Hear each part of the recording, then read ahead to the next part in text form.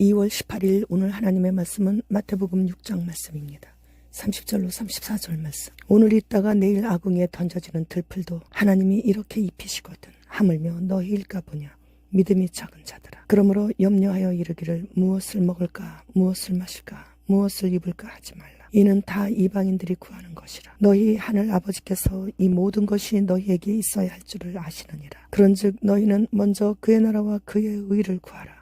그리하면 이 모든 것을 너희에게 더하시리라. 그러므로 내일 일을 위하여 염려하지 말라. 내일 일은 내일이 염려할 것이요 한날의 괴로움은 그날로 족하니라. 본문은 믿음이 적은 자에 대한 교훈과 책망의 말씀입니다. 팔레스타인은 대부분 사막지대이므로 짐승의 똥을 말린 것이나 가시덤불 그리고 들풀들이 주로 땔감으로 사용되었는데, 오늘 본문의 들풀은 하나님께서 사막 지역에서 아주 소중하게 키우신 풀입니다. 따라서 하나님께서 만드신 것은 그 어느 것도 함부로 대할 수 없는 것이에요. 그리고 거의 모든 피조물들은 사람을 위해 만드신 것임을 우리는 살아가면서 체감을 합니다. 하나님은 이렇게 사람을 좋아하시고 사랑하시고 십자가까지 대신 지셨습니다. 천지 만물을 이렇게 사람을 위해 만드신 것이에요. 그런데 오늘 본문에서 사람들은 일용할 것으로 인해 늘 걱정하고 근심한다는 거죠. 오늘 있다가 내일 사람들의 땔감으로 쓰여질 들풀도 이렇게 입히신다고 말씀하시고 계시는 거예요. 들풀도 자기를 만드신 창조주를 믿고 사람의 땔감으로 혹은 초식 동물들에 의해 먹혀질 때까지 끝까지 믿고 자기에게 맡겨진 사명을 감당하고 있습니다. 그런데 사람은 내일 일까지 미리 갖고 와서 걱정하고 근심을 합니다.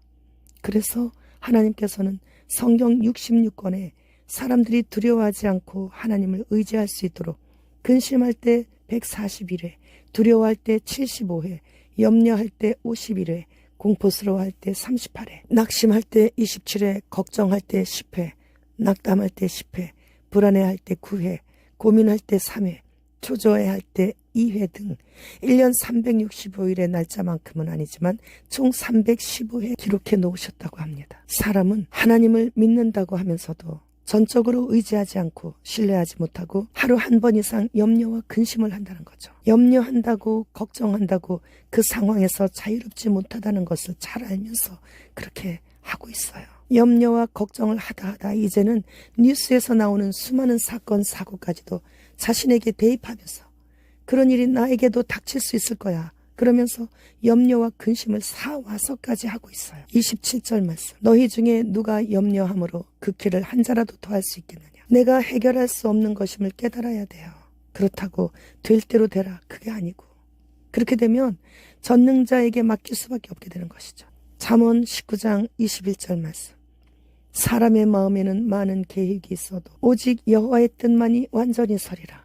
인간의 생사화복은 오로지 하나님께서만 주관하신다라는 말씀이에요. 지금 세상에서 일어나는 모든 일들과 내 개인 생활에서 일어나는 소소한 모든 일들이 다 하나님의 주권 아래에서 그분의 허락하에 일어나는 것임을 알 때 이 모든 두려움에서 벗어날 수 있게 되는 거죠. 미가서 7장 11절 말씀. 네 성벽을 건축하는 날 곧 그날에는 지경이 넓혀질 것이라.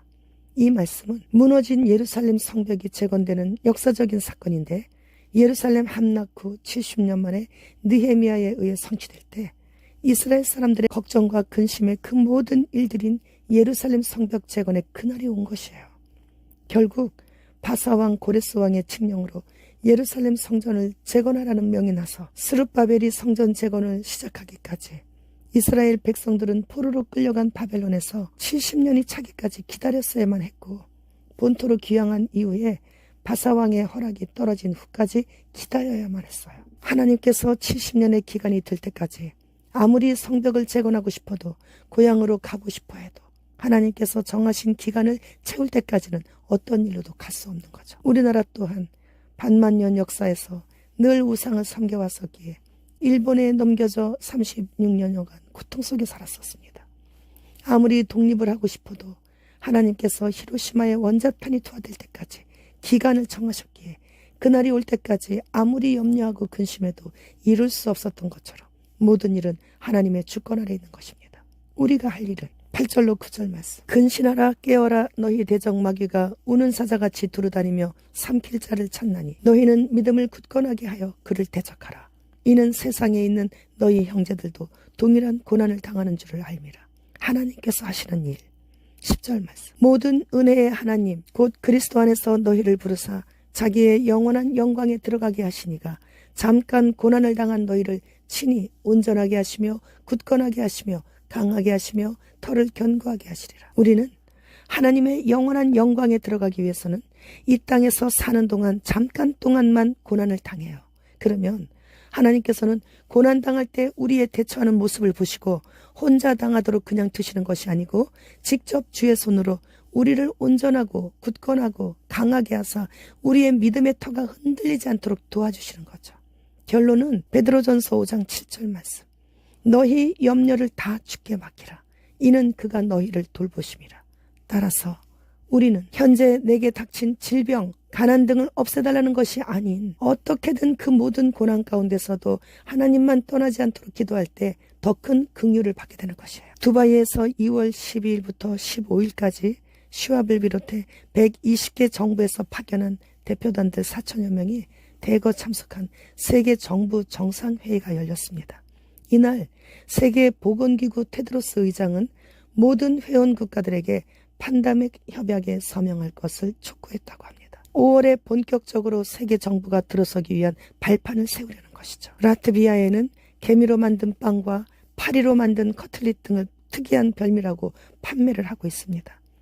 라트비아 무역협회 회장인 헬리크 다누세비치는 TV24시에서 시간이 지나면서 매장에서 곤충이 포함된 제품을 보는 것이 점점 더 많아질 것이라고 했습니다. 메타버스 공간에서 무엇이든 할 수 있는 애플 비전 프로를 비행기를 조종하면서까지 끼고 있어요. 그들은 스스로 자원에서 흰신 맞으러 가는 사람들과 똑같이 스스로 그들의 노예의 줄을 서고 있는 거죠. 중국의 화웨이는 비전 프로를 구글에 반도 안 되는 값으로 판매를 시작하고 있습니다. 이제 그들은 중산층을 없애고 모든 사람들을 가난하게 만들어 가상 세계에 가두어 놓고 세계적인 부자들인 엘리트들만 여행 다니고 실제 삶을 살겠다는 거예요. 이것이 바로 노예화의 시작인데 많은 사람들은 15분 도시의 가상 세계에서의 만족을 얻기를 원하고 있습니다. 그래서 슈왑은 이제 모든 국민들은 아무것도 소유하지 않고 행복해질 것이라고 드러내놓고 공공연히 말해왔었습니다. 베를린은 가상현실 인공지능 매춘업소가 정부의 승인을 받고 정식으로 등록하고 영업을 하고 있어요. 가상현실 안경을 통해 인형과 매출을 하는 것이에요. 지금은 소돔과 고모라 때예요. 주 예수 그리스도께서 오시겠다고 하는 바로 그때예요. 마라나타.